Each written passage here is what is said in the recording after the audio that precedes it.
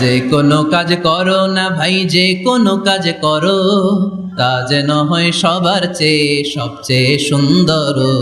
পড়েন, যে কোনো কাজ করো না ভাই, যে কোনো কাজ করো, তা যেন হয় সবার চেয়ে সবচেয়ে সুন্দর। পড়েন, যে কোনো কাজ করো না ভাই, যে কোনো কাজ করো, তা যেন হয় সবার চেয়ে সবচেয়ে সুন্দর।